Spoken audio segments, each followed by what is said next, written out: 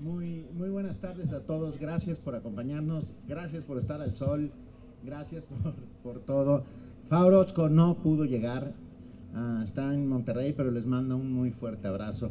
Y entonces me acompaña Diego Mejía. Diego es el editor del libro en México. Entonces, si quieres decir algo, Diego.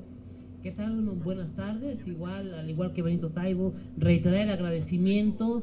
Ahora sabemos lo que sentían en Gusto 3 días al rayo de sol. Ahora vamos a sentir 1 hora, pero bueno, creo que bien va a valer la pena. Vamos a divertirnos. Para nosotros es un gusto estar ahora para presentar un libro que es muy especial, que salió en marzo de este año, que es Por una rosa, donde 3 grandes escritores unieron sus talentos para darnos una nueva versión de lo que fue este gran clásico de la literatura infantil, que es La Bella y la Bestia. Laura Gallego, Javier Ruescas y Benito Taibo prestaron sus voces para hacer un planteamiento muy interesante de lo que fue este clásico. Laura Gallego nos retomó hacia los cuentos de hadas. Javier Ruescas, por el contrario, se nos va al futuro, experimentando con la segunda persona, narrando en segunda persona, pero es que no puedo decir mucho porque si no quemamos la historia de Javier, pero se nos va a los terrenos de la ciencia ficción. Y en el caso de Benito Taibo, retratando una muy triste realidad, pero no por eso deja de ser lejana, que es esta famosa bestia. Y es con lo que quisiera empezar preguntando: ¿por qué esa bestia, precisamente? Todo comenzó cuando recibí una llamada de Javier Ruescas y me dijo: oye, vamos a hacer de nuevo La Bella y la Bestia. Le dije: no, carnal, eso ya está escrito, ¿cómo lo vamos a hacer de nuevo? Me dijo: sí, piensa cómo. Y yo pensé: ok, sí, quiero contar una historia de bestias y de bellas. Y es una historia que pasa todos los días en este país y trata sobre este tren llamado La Bestia, que recorre la frontera desde Guatemala y hasta los Estados Unidos, cruzando el infierno. Y el infierno es México, ni más ni menos. Hemos tratado a los migrantes salvadoreños, guatemaltecos, hondureños mucho peor que como nos han tratado a nosotros en la frontera norte de los Estados Unidos con México. Y quería contar esa historia. Me parecía que una muy buena reinterpretación de La Bella y la Bestia tendría que ver con nuestro tiempo. Siento que estoy lejísimos de todos. Al rato acabaremos allá abajo, pero bueno. No demasiado porque suena el sonido. Va. ¿Por aquí? ¿Sí? ¿Ahí? Sí. Tú dime. Sí. ¿Qué es? Tú dime hasta dónde llego, carnal. ¿Operador? Sí, más. Okay. ¿Puedo? Ahí ya empieza a hacer bu. Ahí deja de hacer bu. Ahí, venga, chido. Bueno, si se están ustedes asoleando, pues yo también puedo hacer lo mismo, no pasa absolutamente nada. Me parecía importantísimo que muchos supieran de qué se trataba. Muchos de ustedes lo saben, es una historia cotidiana de la que hemos oído hablar. Asesinatos, trata de personas, desaparición forzada, violencia sexual y violencia de muchos tipos que suceden en La Bestia. Pero cuando Javier y Laura me cuentan que la idea es que el libro salga simultáneamente en España, en toda América Latina y en México, yo dije: esta es nuestra oportunidad de contar esta historia tan dramática, tan terrible, dándole este pequeño giro que tiene que ver justamente con los cuentos de hadas. Mantiene una lógica de los cuentos de hadas. Déjenme... ¿Para qué sirven los cuentos de hadas? Hay un hombre llamado Bruno Bettelheim, que es un muy famoso psicólogo, psicoanalista de principios del siglo XX, austriaco, contemporáneo de Freud, que escribe el psicoanálisis de los cuentos de hadas. O sea, desmenuza los cuentos de hadas y cuenta de una manera muy inteligente, muy brillante, para qué sirven los cuentos de hadas. Y ahí descubre que los cuentos de hadas sirven como reflejos necesarios de la realidad. Esto quiere decir que a un niño que le lees un cuento de hadas no le estás dando salidas falsas o falsas esperanzas, sino todo lo contrario, le estás dando armas de la ficción para enfrentarse con la realidad. Enfrentarte con los monstruos de la fricción también, con los monstruos con los monstruos de la ficción es la mejor manera para tener las armas necesarias para enfrentarte con los monstruos de la realidad.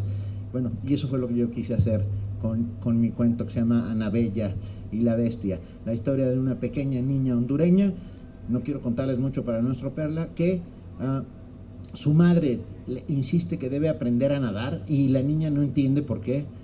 Ustedes sí somos habitantes de este país y conocemos la frontera y sabemos que nos separa el río Bravo. Lo que pasa es que, bueno, la madre insiste todo el tiempo que ella debe aprender a nadar y la niña no entiende en lo absoluto por qué tiene que aprender a nadar. Está en un pueblito ahí en Honduras, a 50 kilómetros de Tegucigalpa, en medio de la selva, y entonces la chavita no entiende bien a bien. Y la madre le dice, es que algún día te enfrentarás con el Bravo.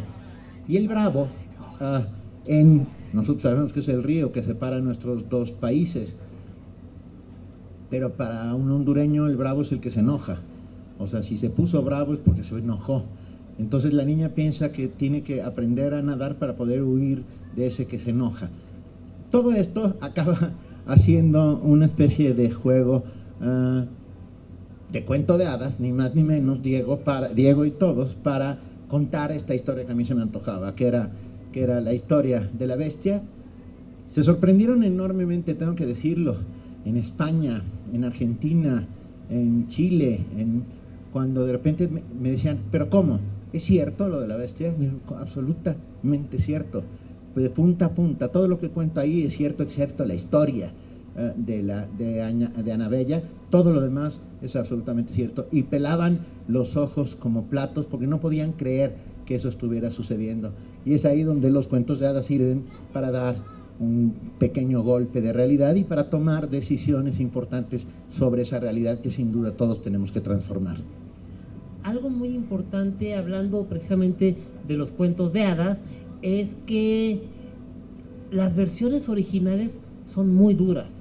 Tendemos a tratar de suavizarle las historias a los niños, no sé si es por subestimarlos, si es sobreprotegerlos para lo que se van a enfrentar posteriormente, pero las versiones originales de los cuentos de hadas suelen ser muy duras y nada que ver con lo que se ve de repente en el cine, en la televisión, en algunas antologías donde están tomando nada más la anécdota, pero no quiero usar la palabra, haciendo nada más light.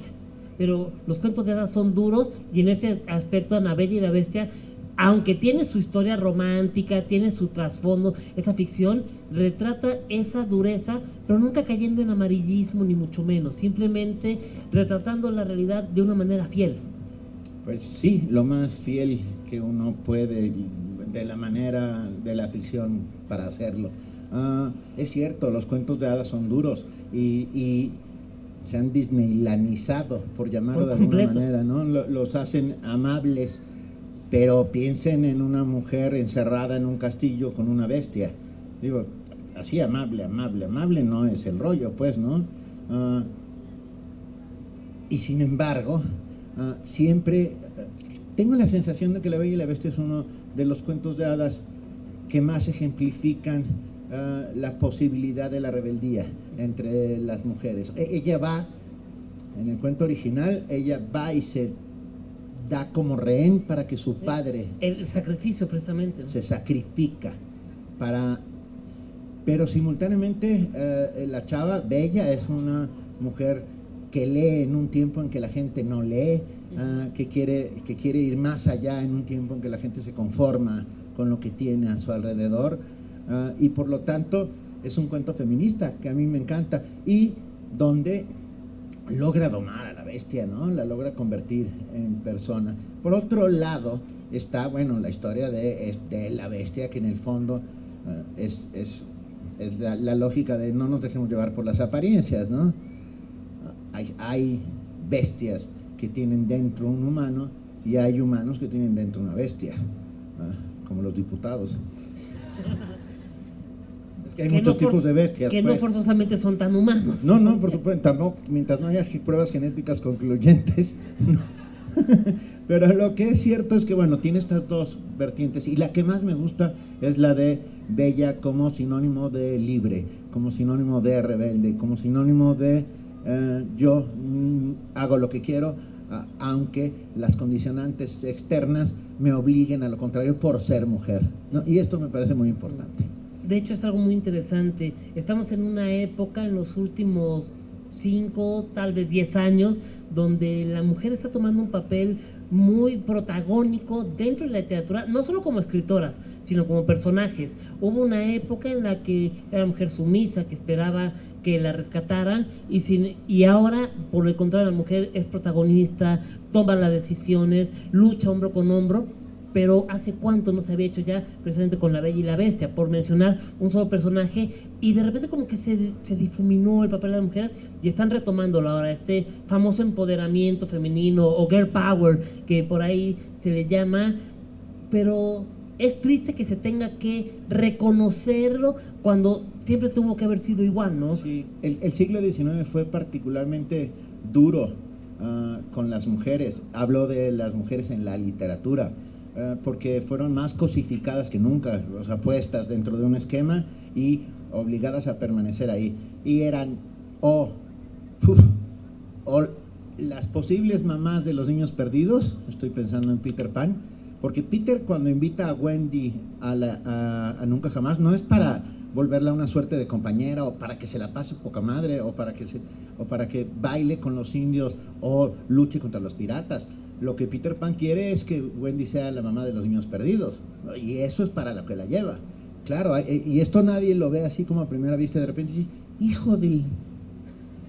este Peter que parecía buena persona, pues no tanto. Y por otro lado, el resto de los personajes femeninos de la literatura del siglo XIX, y estoy de casi todo el siglo XIX, estoy pensando en voz alta, La Dama de las Camelias, estoy pensando en Ana Karenina, estoy pensando en Madame Bovary, todas tienen trágicos, muy trágicos finales, porque o son cortesanas, o son solo adornos, o son solo objetos del deseo, como si no pudieran tener decisiones propias. Creo que hay muy pocas heroínas del siglo XIX, mujeres que sean lo suficientemente poderosas y fuertes, porque el machismo imperaba de una manera bestial. ¿Saben dónde había una mujer sorprendente? En el Capitán Tormenta. El Capitán Tormenta de Salgari no es un hombre, es una mujer. Y acabas descubriéndolo, ya los estropeé por aquellos a los que iban al... Lo tenían en su bolsa. Spoiler. Bueno, léalo de todos modos, por favor. Está toda madre el Capitán Tormenta. No dejen de leerlo. Y de repente pasaban cosas. Yo tengo un personaje que se llama Isabel en otra novela que anda buscando a heroínas, ¿no? Y dice, y busco denodadamente, ya tengo a Yo, la de Yo, J-O, la de Mujercitas, ¿no? Esa ya está ahí chidísima, venga, pero necesito más. Entonces empieza a buscarlas y dice, no me puedo parecer a estas. Es más, Moby Dick, que suena padrísimo, la gran ballena blanca que desmadra barcos, que le come la pierna al Capitán Ahab, que anda por el mundo libre, fuerte, etcétera, pues resulta que no es la ballena, sino el cachalote. Chale.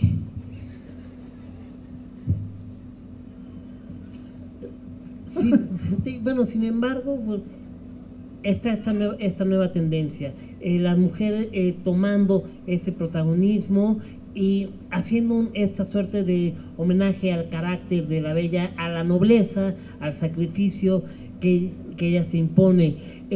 ¿Cómo fue en ese aspecto, retomando el libro como tal, el proceso creativo? Una cosa era retratar esta realidad, este infierno que es México para los migrantes a lomos de esta bestia, pero también hay una historia. ¿Cómo fue el crear la historia de Bella, de esta segunda bestia, sin decirles más para que luego no digan que ya arruinamos la historia, esa segunda bestia que aparece, que es una bestia muy noble? Es que en mi cuento, en Ana Bella y la Bestia, no hay solo una bestia, hay un montón de bestias. hay el bestia tren, hay los bestias que significan los guardias de migración, hay la bestia que es la Mara Salvatrucha, hay las bestias que son los policías municipales de Oaxaca, sí, Guatemala, ¿verdad? Los vecinos en Honduras. Los vecinos, pero simultáneamente está lleno. Creo que el contrapunto, la manera de que el mundo va moviéndose a tu alrededor y va demostrando con pequeños atisbos que hay cosas también importantes y buenas.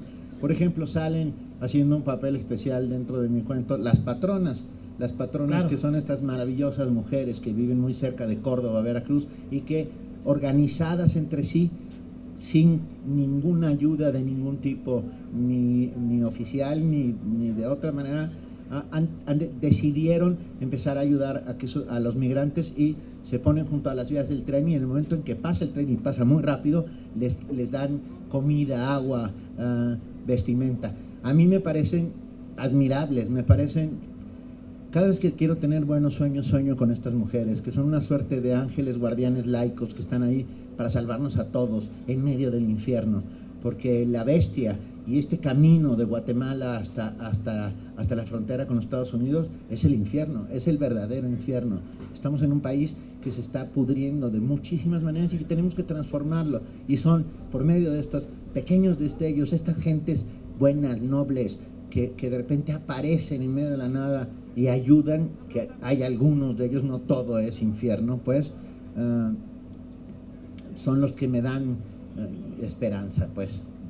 Sí, si no, sería terrible si no hubiera estos personajes a los cuales asirse, para tener un poco de esperanza en eso.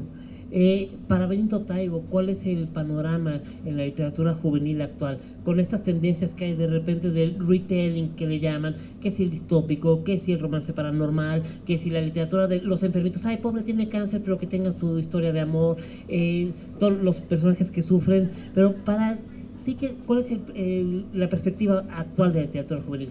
Yo mantengo la teoría de que los jóvenes deben leer lo que se les dé su gana. Y si es esto lo que quieren leer, adelante. Un lector se va haciendo a sí mismo, y ningún camino de lectura es igual al otro. El otro día estaba yo proponiendo casi un experimento genético, pero me dijeron que era un salvaje, de agarrar a dos gemelos idénticos desde que fueran chicos y darles a leer lo mismo durante años, durante 10 años, durante 15 años. Y yo siempre he dicho, y lo repito, que aunque leyeran lo mismo página por página, párrafo por párrafo, al final serían personas distintas, porque la interpretación de la literatura es un tema absolutamente personal, que pasa por las cabezas de las personas y que pasa por sus propias experiencias, que son no solo experiencias de lectura, sino experiencias de vida. Que a los jóvenes no hay que educarlos, hay que quererlos. Ese es mi única anuncio importante que puedo dar.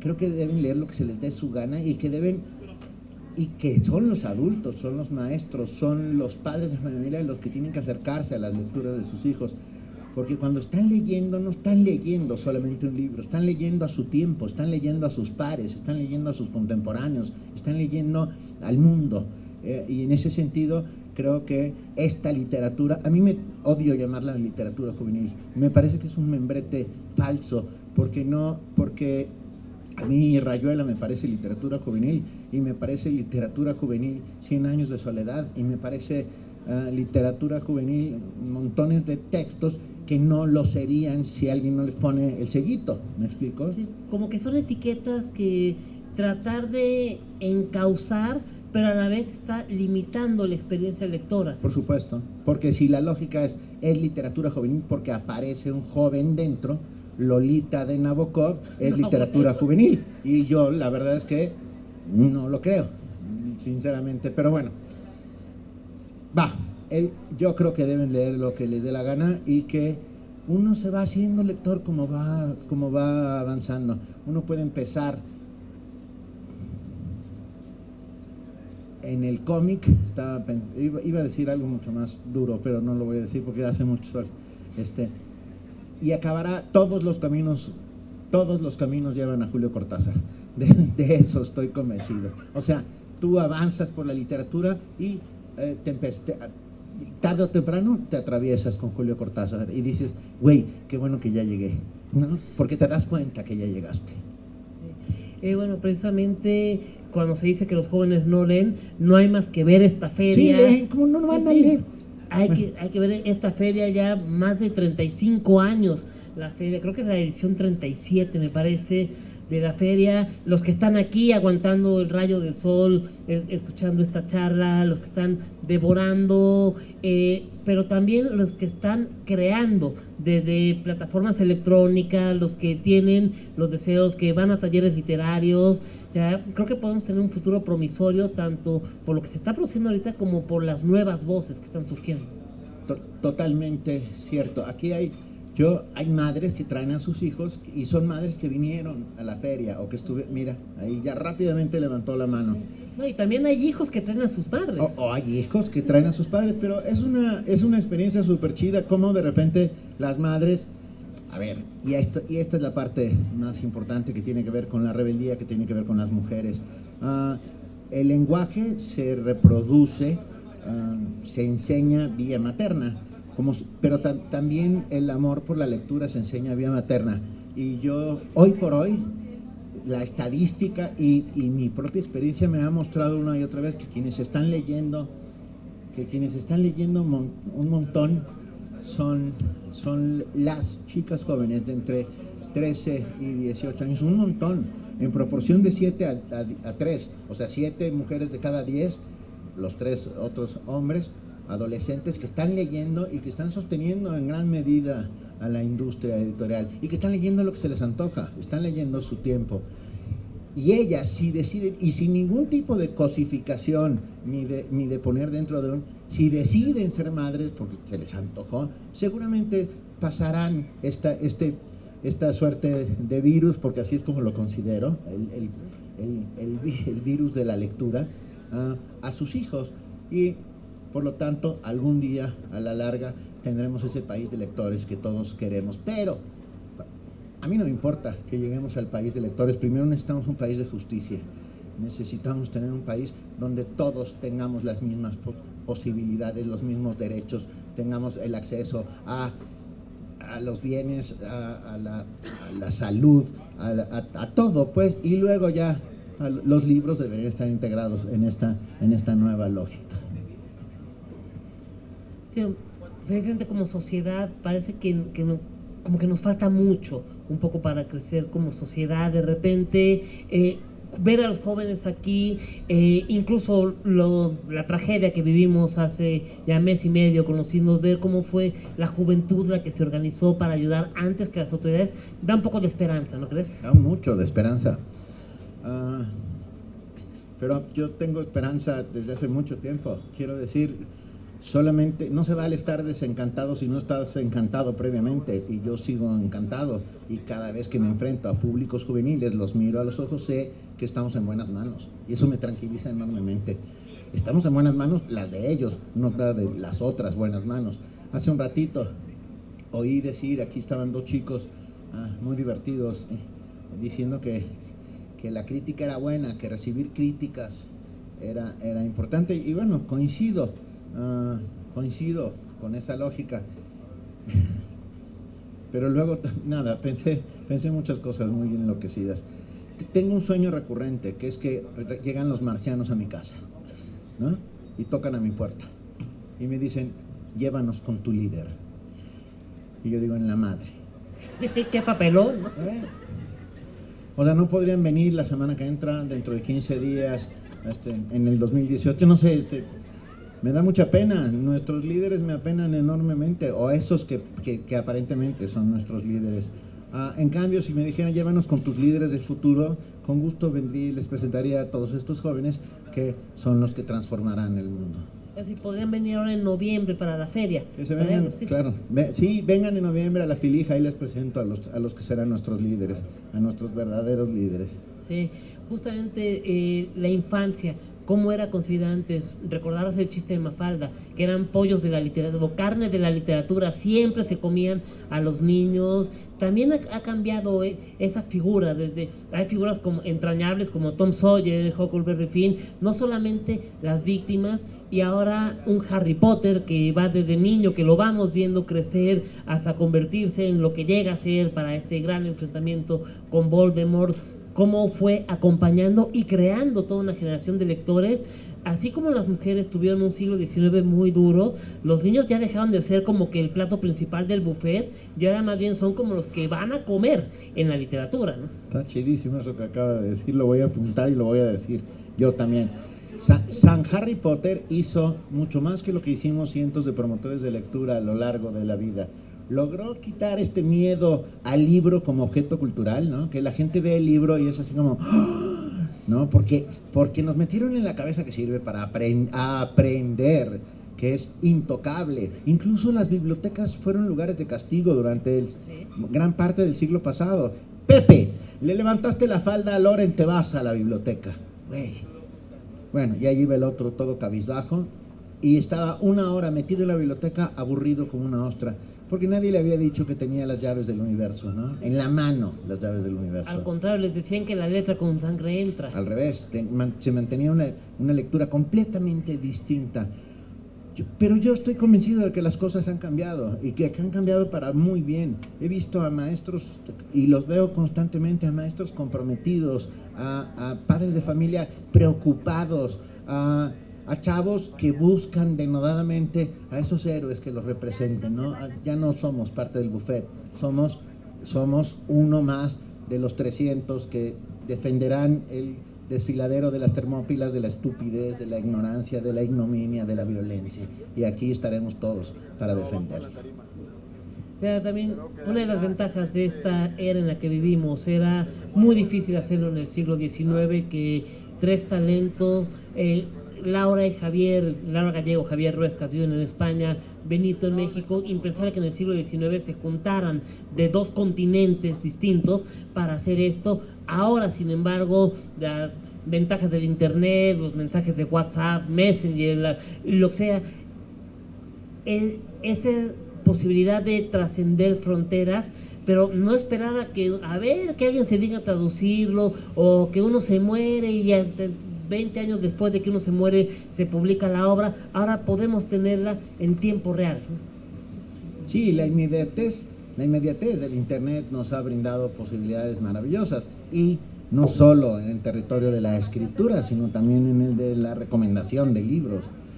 Yo insisto, los booktubers, hoy esperábamos que estuviera aquí Fa, lamentablemente no pudo, pero les mando un gran abrazo. Este trabajo que están haciendo estos chavos, estos booktubers, a mí me parece espectacular, sin ningún fin doble, malo. Pues, no, por el contrario, es un fin honesto de compartir una experiencia de lectura. Que es la misma que venimos haciendo desde que el libro es libro, desde que Gutenberg inventa la imprenta de tipo móvil y el libro se democratiza. Ahora, el primer libro en la mano de un lector que sí es un lector, es no solamente este objeto cultural de cuadrángulo de papel y tinta, sino objeto de muchas cosas, de deseo, por ejemplo, y inmediatamente sujeto de recomendación. Cuando tú lees y cuando acabas de leer un libro, si eres un lector, lo primero que haces es decir, tengo que compartirlo. O sea, sí, tengo que... Cámara, acabo de leer 100 años de soledad y es la neta del planeta. ¿Sabes? Se están moviendo, es chingada. Sí, son los marcianos que vienen por el líder, ¿no? Vienen por el líder. Inmediatamente lo que se te antoja es contarlo, decir, híjole, acabo de leer La conjura de los necios de John Kennedy Toole, es la neta del planeta. O Balzac y la joven costurera china de Dai Si-ye, una novelita pequeñísima que es una joya, y sales casi a la calle a decir, ¿perdiste algo, canal? No, acomodándome. No te pierdas esto. Y lo que haces es eso, es un acto de fe entre pares. Se lo acercas a alguien que tiene tu manera, o que es tu contemporáneo, que es tu par, que tiene ciertas cosas en común contigo, sin duda. Lo que están haciendo los booktubers es amplificándolo con la mayor caja de resonancia de todos los tiempos, que se llama internet. Sí, sobre todo que son recomendaciones honestas, que Hace rato, como platicaba con otro autor, Oscar de Muriel, la figura del crítico literario, que uno pensaba en estos jóvenes de 97 años que nada les gusta, que parece que les pagan para publicar, que todo es una porquería, que solo lo que se escribió en 1700 vale la pena, bueno, exagerándolo obviamente, y sin embargo estos críticos literarios, por muchas credenciales que tengan, difícilmente van a poder conectarse con los jóvenes, ¿verdad? Porque no saben cómo habla un joven, ya no les interesa. Eso es lo más grave, que no le interesa ahora a un crítico qué es lo que están leyendo, qué es lo que están buscando los jóvenes. Y eso es lo que nos está dando este famoso BookTube, que son justamente personalidades afines y honestas. Y por otro lado, que los críticos literarios difícilmente leen por placer. No están leyendo por placer, están leyendo para encontrar dentro, es un objeto de estudio, no objeto de deseo, lo que tienen entre las manos. Y entonces debe ser una vida terrible.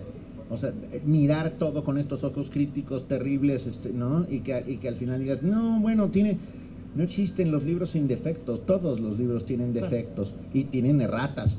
Ahí está la famosa historia del libro sin erratas. Hacen un concurso internacional, y esto es cierto, para premiar a aquel libro que no contenga erratas. Todo muy bien, y el día de la premiación por fin encontraron al libro sin erratas, están dando el premio y alguien lo abre y en la página final dice fe de ratas. Por lo tanto, tenía una errata y no pudieron darle el premio. Con esto quiero decir es que no hay perfección en los libros, lo que hay es la perfección en el acto, en el acto de fe que se establece entre lo leído y el que lo lee. Sí, finalmente, como dicen, la literatura es una enfermedad de transmisión textual. Sí, claro, por supuesto. O sea, finalmente la recomendación y sobre todo también en el lector, la pregunta que yo creo que a algunos les puede dar miedo, ¿y ahora qué sigue? O sea, ¿con cuál me sigo? ¿Qué voy a encontrar? Pero también ese asombro y esa sorpresa es lo que te mantiene vivo y que te mantiene expectante y que te da esperanza, ¿no? Después de haber leído una joya maravillosa, y ching, ¿qué viene? ¿Ahora qué viene? ¿Cómo voy a hacer para que continúe dentro de mí todo este impulso vital que me está llevando hacia adelante? ¿Les damos la palabra?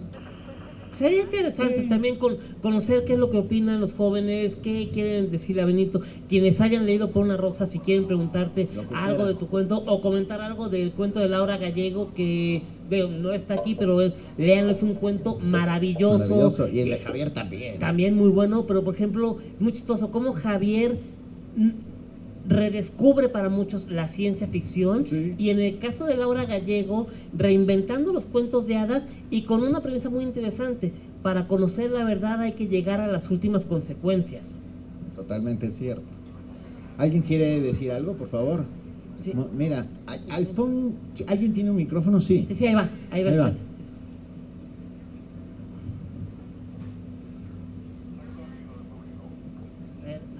Ahí está. ¿Es difícil escribir un libro? Sí.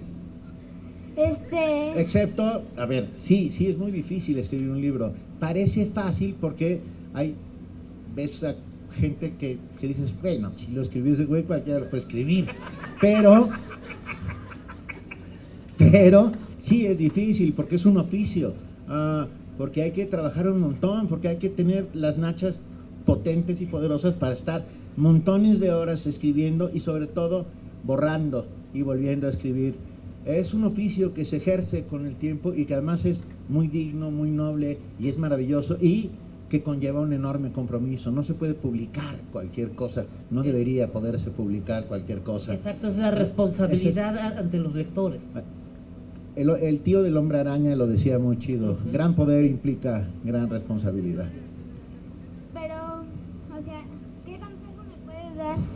¿Qué consejo?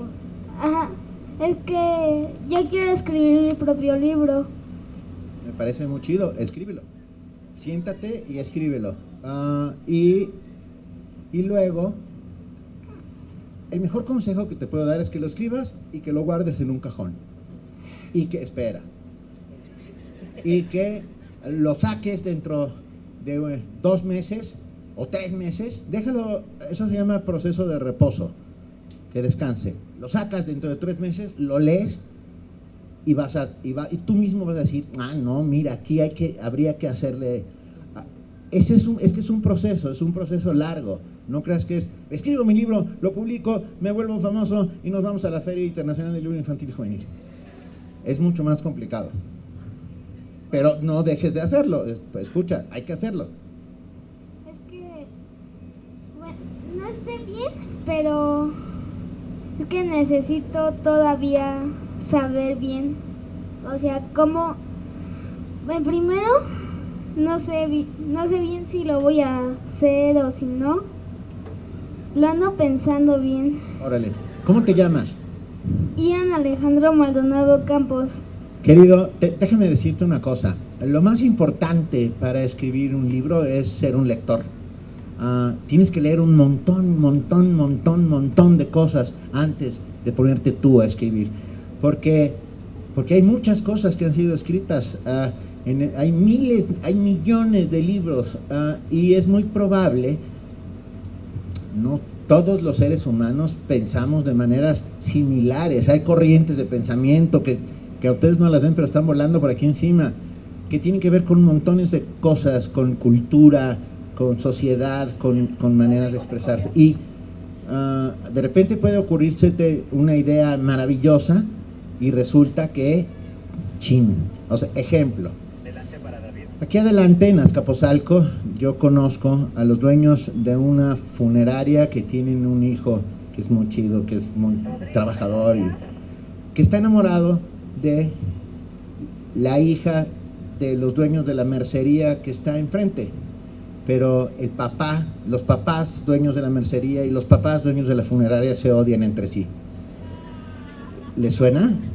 Sí, se llama Romeo y Julieta. Lo escribió Shakespeare hace 400 años. Por eso hay que leer mucho, para no caer en la tentación, para de repente, porque hay cosas que te suenan inevitablemente y que ahora ustedes me dirán, después de lo que acabo de decir, sí, este libro también ya estaba escrito, La Bella y la Bestia.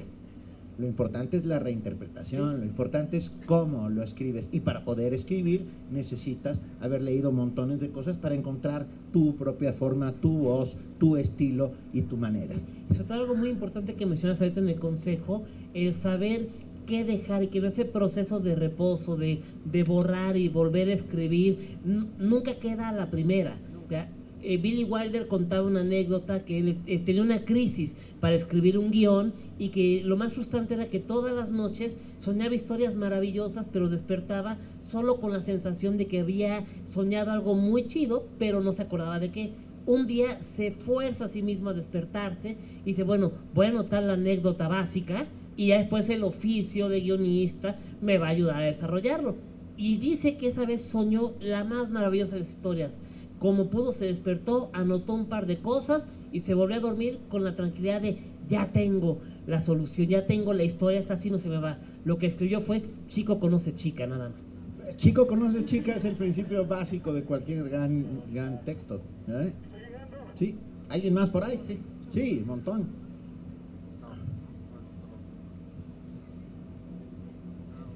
Bueno, pues es que yo leí el libro de Por una rosa cuando recién salió y pues todas las historias me gustaron mucho, la de Laura Gallego y la de Javier Ruescas, pero creo que la de Ana Bella fue la que más me hizo sentir, fue la más llena de realidad y creo que aparte es muy cruda y muy real y eso me gustó mucho.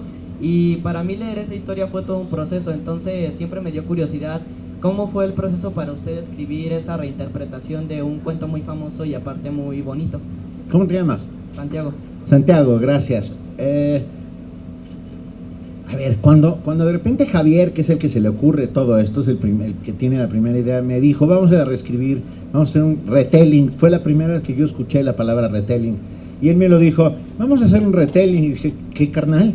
O sea, yo no tenía ni idea que era un retelling. Y dije, qué interesante. Y me tardé un par de semanas en responder que sí. Ojo, yo no estaba seguro de que las reinterpretaciones o los recuentos de algo contado podían funcionar.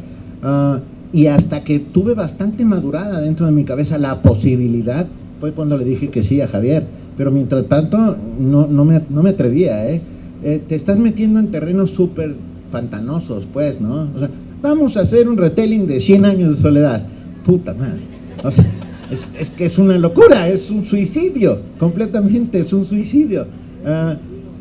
En cambio, bueno, ¿de qué partes? De partes de cosas como muy básicas, no de la historia completa, solamente de pequeños atisbos de la historia. Por ejemplo, ¿qué es muy importante? Pues los dos personajes, por supuesto, pero que es muy importante también la rosa que está presente en los 3 cuentos, ¿no? Y en mi caso, en el caso de Ana Bella y la Bestia, insisto, me parecía súper importante que no solo los chicos lectores mexicanos, sino del resto del continente y sobre todo de España, se dieran cuenta de una realidad que es absolutamente ajena a ellos, porque la realidad es eso que tenemos que transformar entre todos, y la única manera es haciendo un esfuerzo de voluntad y poniendo un montón de nuestra parte. No sé si logré mi cometido, que era poner una realidad dura, terrible, y convertirla en un cuento de hadas para que se demuestre así que en los tiempos más oscuros y más terribles incluso hay esperanza. Sí, incluso era retratar las dos caras de la condición humana. Sí. En ese aspecto, como bien mencionas, todas esas bestias que hay, pero también esas bestias que dentro tienen un humano.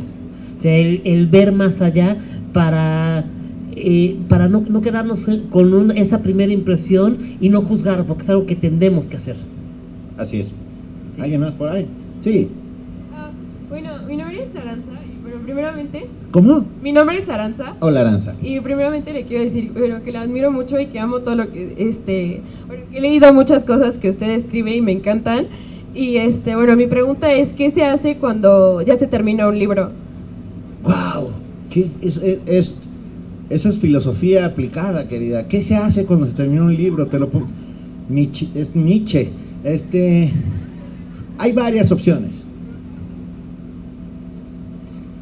Uf.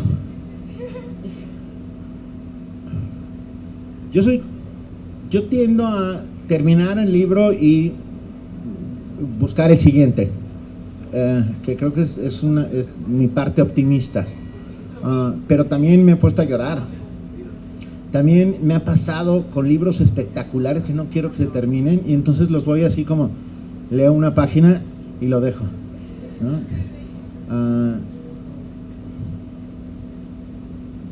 Siempre hay más libros que estrellas. Yo creo que el mundo está lleno de buenos libros, de buena literatura. Lo que hay que hacer es terminar un libro y dárselo a otro. Ese libro, dárselo a otra persona. De ello estoy convencido. Además, pasan cosas francamente curiosas con esta fórmula, yo de repente estuve leyendo un libro y llegué como a la página 60 y dije, chale, no me gusta nada, me parece aburridísimo, ¿verdad? Y se lo regalé a una amiga, porque no lo voy a tirar a la basura, ¿no? Se lo regalé a una amiga y a las 3 semanas llegó y me dijo, Benito, cambiaste mi vida. Es el libro más maravilloso y yo con una cara de pendejo, así de, wow, ¿en neta? Sí, es maravilloso. Y yo dije, creo que lo tengo que volver a leer. Pero no lo tengo que volver a leer. Ningún lector es igual y no nos tienen que gustar los mismos libros y tenemos derecho a que no nos gusten los mismos libros y tenemos derecho a dejar. Un lector tiene derecho a no leer, pero ojo, es un derecho adquirido. Solamente puedes aplicarlo si eres lector. No puedes. Ese güey dijo que puedo no leer. Claro, solo si eres un lector puedes no leer. Puedes leer, dejar los libros a la mitad, puedes empezar por el final, tienes un montón de derechos y uno de ellos es llorar cuando terminen los libros.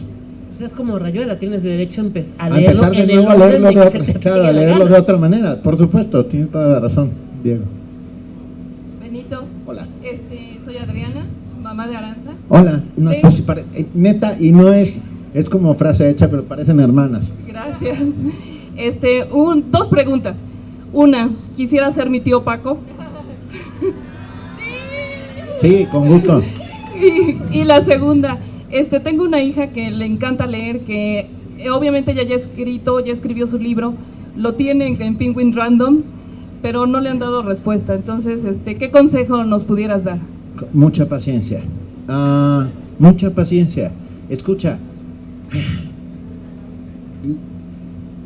Mucha paciencia. Un libro tiene un proceso. No hay que acelerar las cosas, hay que tomárselo con calma. No es igual, y fíjate, y voy a decir algo que puede sonar terrible, pero no es igual a un disco, porque la voz es un mecanismo doble. Quiero decir, hay la letra, la música más la voz. Entonces, claro. En cambio, el libro es los pensamientos de alguien vertidos en un papel. Y es un tema complicado. Tómatelo con... ¿Cuántos años tienes, hija? 15. No te preocupes. Yo, mi primer texto lo publiqué a los 17. O sea que tienes 2. Y bueno, y mi primer libro a los 20 y pico. O sea, no creo que hay que tomárselo con calma. Tú como editor, dile algo, anda. Sí. Es un proceso largo, es de paciencia, evidentemente, es revisar filtros, son muchas fases las que están en el proceso, no es nada más lo ve uno, me gusta, se publica, se firma el contrato y luego hacemos la película. No, ojalá fuera tan rápido. Lamentablemente, voy a decir algo, como decía Gabriel Said, por cada libro que se lee se dejan de leer 5 libros. Entonces es demasiado lo que hay. El proceso de selección, justamente tratamos de hacerlo lo más minucioso posible, porque publicar un libro es un compromiso que tenemos con el autor, con los lectores, con la sociedad, independientemente con los accionistas que también van a estar pidiendo, sí, cochino capitalismo en el que uno está viviendo de repente, pero sobre todo es un compromiso nosotros como editorial con la sociedad. Y contigo mismo. Sí. Cuando de repente publicas muy joven y lo lees 40 años después y dices, chale, esto escribí yo. Sí. O sea, no podríamos recogerlo todo y o sea, entiéndeme, hay que ser muy, muy, muy autocrítico, muchísimo. Sí. Es parte de guardarlo 2 meses, releerlo. Un primer consejo, lo que se escribe, así tengas 30 años de experiencia publicando libros, o sea, lo primero, siempre repósalo y después regresa al texto. ¿Por qué? Porque no es la misma persona que hace 2 meses, que hace 1 año, que hace 10 años. Uno está en constante evolución. A Octavio Paz alguna vez le reclamaron, ¿por qué reescribe sus poemas? Él dijo, porque estoy vivo.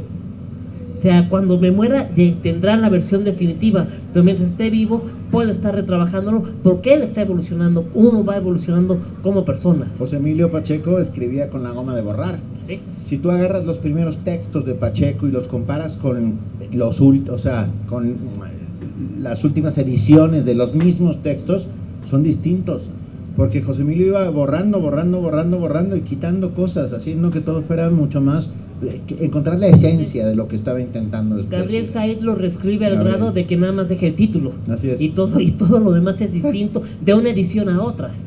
Vale, tenemos un chance de una pregunta más. Ya, es que ya se acabó el tiempo. Soy Lupita y quisiera preguntarle ¿en qué se inspiró para crear al tío Paco? Tiene que ver con muchas cosas.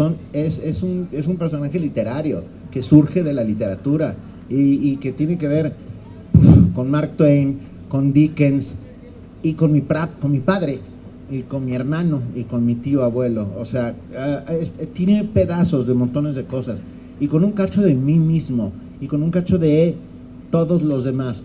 Yo creo que todos tenemos un poco de ese tío y un poco de ese sobrino, un poco de ese tío cuando intentas demostrar que hay cosas extraordinarias en un mundo aparentemente ordinario, y de ese chico cuando estás intentando abrir mucho los ojos para encontrar las respuestas. Sí, es una mezcla de un montón de cosas. Pero no, el tiempo es inclemente, no solo el clima, sino también el que depende de Cronos. Exacto. Es inclemente, pero gracias por haber estado aquí a Rayo de Sol escuchando este diálogo. Gracias, Benito, gracias por tu tiempo, gracias por regalarnos a La Bella y la Bestia. Vamos a firmar. Exactamente. Vamos a O sea, firmar va a estar libros. firmando libros, o sea, no crean que se va así como así. No, pues no. Digo, Por eso traigo mi gorrita. exactamente, pueden llevar la sombrilla también para seguirse protegiendo, Sí. pero va a estar firmando libros Benito Taibo. Ahí vamos. Gracias nuevamente Gracias a ti, por querido. estar aquí. Un placer. Gracias a todos de verdad. ¿Cómo? Gracias a todos de verdad. ¿Quieres que diga eso? ¿Quiero que sonría? Es mi mujer. Ella manda. Venga, ahora nos vemos. Gracias a todos. Gracias a todos. Buenas tardes. Buenas tardes.